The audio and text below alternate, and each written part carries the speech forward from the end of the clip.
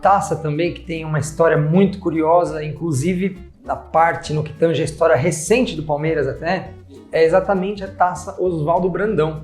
Muitos torcedores devem se lembrar de um Palmeiras 3-0 Corinthians, na qual o personagem central da partida é o atacante Obina. Obina ele faz os 3 gols da partida e decide para o Verdão praticamente conquistar aquela taça.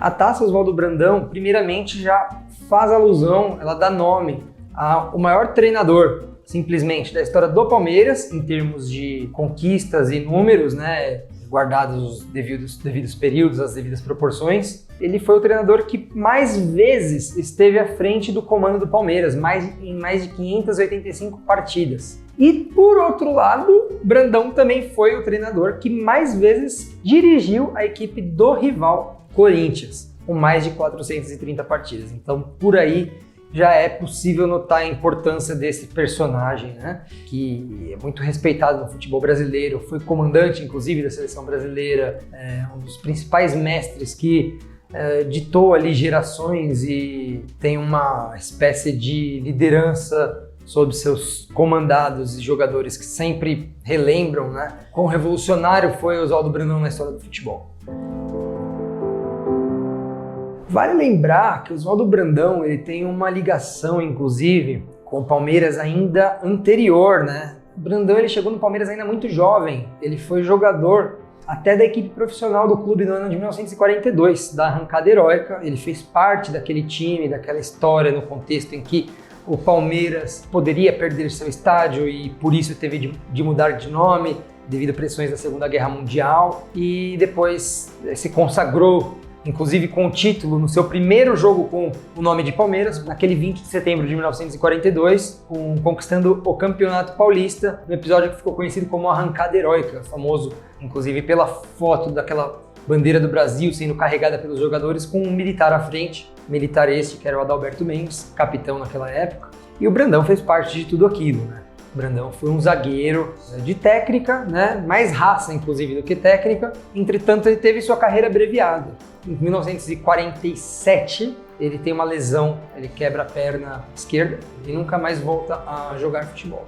No entanto, o Brandão, logo que termina sua carreira como jogador, ainda muito jovem, ele já assume a função de treinador, tamanho era a liderança dele perante o grupo.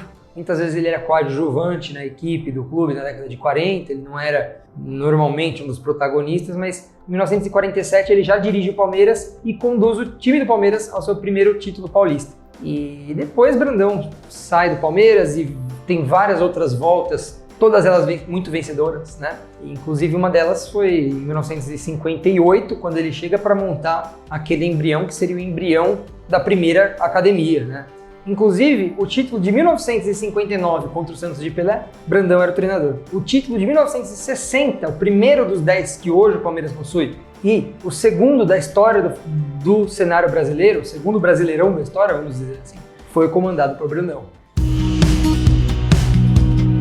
Aquela taça não era taça de um jogo só, havia um regulamento. As duas diretorias entraram em comum acordo de que aquele que somasse mais vitórias seguidas em derbys dentro de um período de 5 jogos seria vencedor dessa taça. A taça Oswaldo Brandão começou a ser colocada em disputa, na realidade, em março daquele ano, quando Palmeiras e Corinthians se enfrentaram a primeira vez em 2009.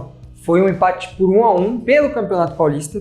Palmeiras sai na frente com gol de Diego Souza, praticamente um dos primeiros jogos de Ronaldo Fenômeno na volta dele para o Corinthians, e badalado, e só se falava em Ronaldo e tudo, né? Entretanto, este empate, dentro do regulamento da disputa da Taça Oswaldo Brandão, já contou como vitória para o time do Palmeiras, porque o Palmeiras era mandante daquele jogo. Então, já dos primeiros jogos, já era um ponto somado para o Palmeiras. O segundo jogo foi justamente este do dia 26 de julho de 2009. Foi 3-0, mas poderia ter sido um 5 ou 6 facilmente em cima do Corinthians. Um dos primeiros lances da partida, uma falta, Diego Souza, Cleiton Xavier ali na bola parada e tal, Cleiton Xavier bate. Quase letal, já poderia ter aberto o placar ali. O jogo continua fluindo. Num lance subsequente, não muito distante dali, o Obina ele acaba vazando o Corinthians, balançando as redes alvinegras. Era uma espécie de presságio do que ele iria fazer naquela partida. Uma cobrança de escanteio do Cleiton Xavier, a bola sobra ali numa disputa da zaga, acho que o Maurício do Palmeiras, acaba sobrando pro Obina, de pé direito ele manda pro gol do Corinthians, mas não valeu, porque ele estava em posição de impedimento. Então, finalmente, aos 31 do primeiro tempo, o Obina, ele abre a contagem, desta vez valeu. Pierre, volante, corre pela direita, dispara como um digno ponta-direita dos tempos de academia do Palmeiras, exatamente como fazia Júlio Botelho, se você pegar os vídeos da academia. Ele disparou ali, cruzou na medida para a cabeça do Obina, que estava um pouco adiantado aí da marcação. E o Obina era um jogador inteligente, ele já sabia mais ou menos aonde ia, já colocar o corpo dele para fazer ali um pivô e pá, de cabeça conseguiu então abrir o placar. Então, no segundo tempo, o Palmeiras volta ainda mais forte. E aí começa realmente não dar sossego pro rival. Cleiton invade a área, nunca me esqueço daquele 3, já deu um empurrão maldoso no Cleiton, o juiz na hora viu a infração, não tinha como, né? E marcou o pênalti. Obina vai pra bola, goleiro Felipe do outro lado, Obina bate no canto esquerdo. Entretanto, o juiz mandou voltar o pênalti. Novamente, na sua segunda cobrança, ele vai lá e converte. Então, àquela altura, reparem que o Obina já tinha marcado 4 gols na partida. O primeiro anulado, o segundo que valeu, o pênalti que não valeu, que o juiz mandou voltar, e o pênalti que foi praticamente um replay do pênalti que não valeu. O goleiro cai para o mesmo lado, o Obina chuta a bola no mesmo lugar.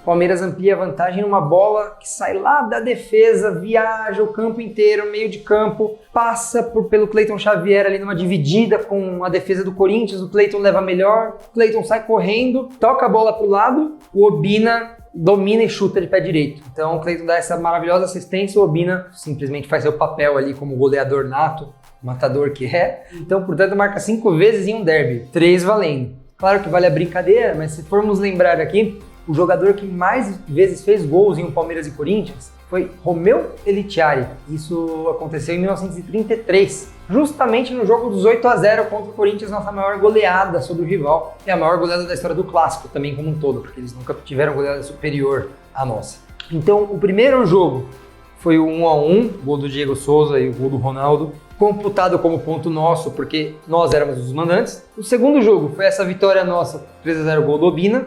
E nesse jogo do 3-0 gol do Obina tem a foto deles levantando a taça do Oswaldo Brandão, porque ao final de cada jogo a taça ia ficando com o vencedor, toda vez ela era entregue novamente. Então, por isso que marcou bastante. O Palmeiras vence por 3-0 e depois vai lá, levanta como se tivesse ganhado um título mesmo. E o terceiro jogo foi um empate que teve logo depois, foi pelo segundo turno do Campeonato Brasileiro, por 2-2. Como novamente o Palmeiras era mandante, novamente, portanto, ficou com o ponto a seu favor. Mesmo empatando 2 vezes, o Palmeiras somou 3 pontos nos 5 jogos disputados, o que lhe rendeu, então, de forma definitiva e não mais transitória, a taça Oswaldo Brandão.